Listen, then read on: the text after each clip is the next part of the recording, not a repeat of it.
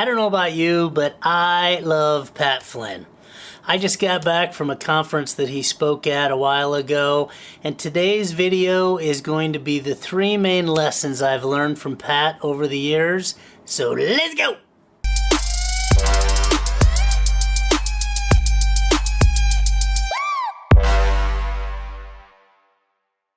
Thanks guys for visiting the channel today. This is going to be the first of a multi-part series talking about a lot of lessons that I have learned from a lot of folks that you may or may not know about. They are really the kings and queens of the social media and online marketing space. And as an old guy, of course good-looking old guy, I have really enjoyed learning from a lot of these folks over time. Pat Flynn is one of my favorites. I probably first started diving into his content, reading his books, taking courses, and whatever else about 1.5 years ago. I had the pleasure of getting some more direct time with him when I participated in his first boot camp for podcasting maybe 1 year ago. It was really the pilot project for him, so there was only a few folks, 12 or 14, that did it. So because of that, we got some great access to Pat and some of his staff, which was a lot of fun. Because of that background, I think I'm able to give you some great points that I have learned over time, and I think it's going to help you in your business as well. The first point is, nice guys finish first. Pat is a very sincere guy that is probably one of the nicer folks that I have met, specifically in person, in the last few years. He really cares about what he does, cares about his audience, and it shows. It shows in how he gives his value, treats people, and probably more specifically to this point, it's the way he interacts with fans. I met him at this conference after meeting him over Zoom, over time, and so forth. And after a couple comments, he actually remembered me, and we had a good conversation. It also reminded me that he and his staff had taken specific actions, personalized notes, signed his Superfans book for me and sent it when it first came out, and so forth. It's those little things that I have tried to do when possible. You can never do it enough. Those are the things that are really going to set yourself apart. I could give you a lot of examples of when I try to follow up with people that send referrals in, or I met them and had a good conversation and so forth. One of my favorite stories, a few years ago, I had the opportunity to play golf with a billionaire. It was fun for a lot of reasons. Afterward, I sent him a handwritten note thanking him for his time and his insight and so forth. He called me about a week later after getting the note, and he said, frankly, I'm a billionaire, so people kiss my butt all the time. This is the first time I've gotten a handwritten note from anybody in 5 years, and I really appreciate it. If you're going to make an impression on a billionaire, taking a couple minutes out of your time to do a personalized whatever, I think that's something we can all do more of. Guys, please smash the subscribe, the like button for me. If you're getting anything out of this content, I look forward to providing you more in the future.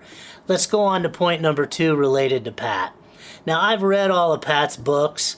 My favorite is his book, Superfans. Many of you watching know what he's talking about and the concept. In this world today, everybody talks about 1 million subscribers or a ton of people interacting or on and on and on. At the end of the day, we can move the needle in our business if we get more fans, more super fans, whether it's 100 people, 1,000 people that are a huge fan of your product, your service, the content you're putting out, whatever the case may be. People take that for granted all the time. There was a famous article, I think it was 2007 or 9, that talked about the concept of superfans, especially when you started to see social media exploding and certain people having hundreds of thousands of followers and so forth. Now, don't get me wrong. All that stuff's great. But at the end of the day, you don't have to have that. I know real estate agents that have totally changed their business with 10,000 subscribers. I know coaches that have been killing it because they've got 5,000 subscribers that constantly consume content and so forth. And that is what Pat's book is all about. It really is a step-by-step guide, no matter what your industry is. It talks about a lot of online industries, obviously in the book, because that's what he does and that's where he's made his money, but it applies to every business out there. I highly suggest you check out the book, and as a favor for you, I put a link down below that you can find the book. I'm not even blessed yet from an affiliate perspective, so there's no money coming my way, but I would highly suggest you get the book and check it out as soon as possible. The last point that I want to make is the power of podcasting. Now, I say this, I'm not podcasting. Not yet. Maybe gonna do it, maybe not. I don't know. But at the end of the day, Pat really got on the map late 2000s because he was an early adopter of podcasting.